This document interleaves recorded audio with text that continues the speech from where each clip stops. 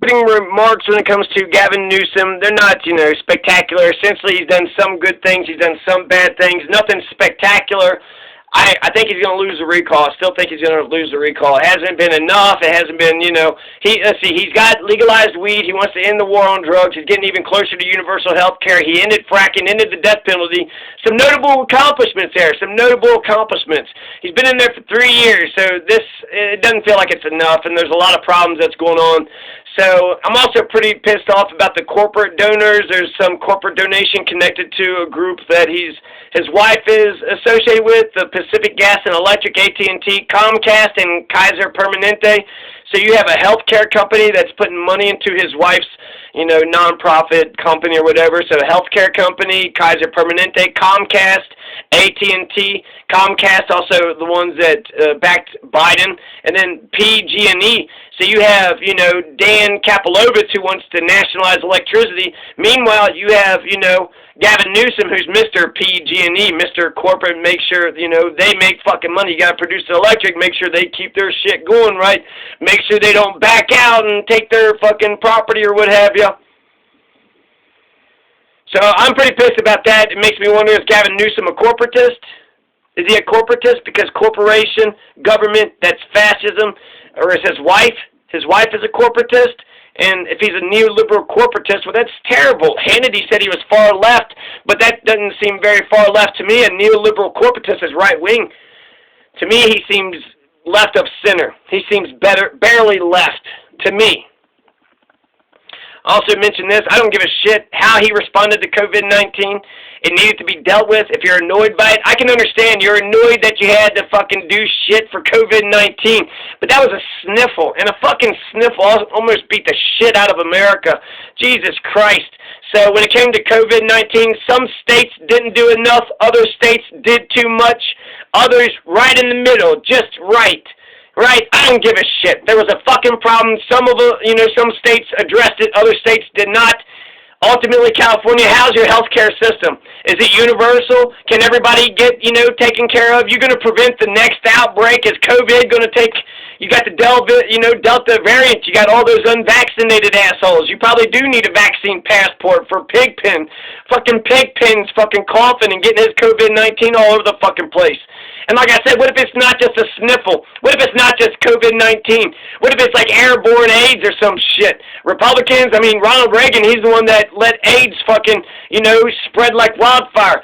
So they gave us fucking AIDS. Thanks a lot, Ronald Reagan. That's California. Thanks a lot, California. So if it's airborne AIDS, are the Republicans just going to shove their heads even farther in the sand and their thumbs even farther up their asses? Are they going to, my God, you got to do something. You got to do something. So coming from the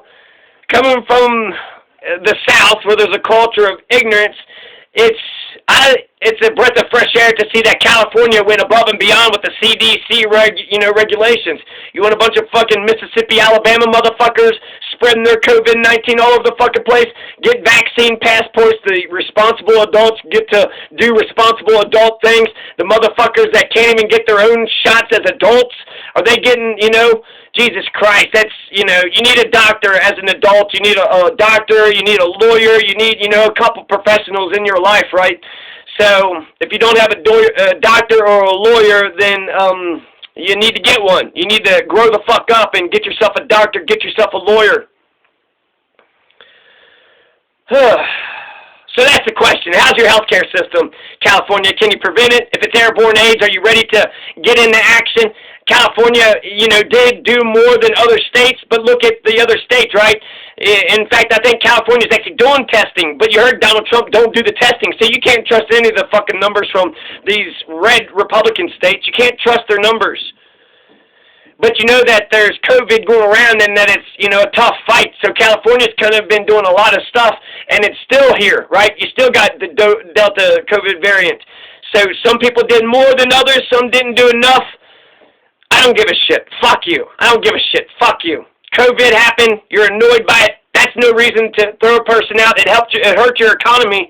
But what the fuck would happen if we need to mobilize as a nation to stop North Korea? What would happen if we need to mobilize as a nation to, do any goddamn thing? It looks like, that's what it looks like to me. The COVID-19 sniffle said that if America ever needed to do a thing, we couldn't do it. We couldn't get on the same page. We couldn't do it. We couldn't do it.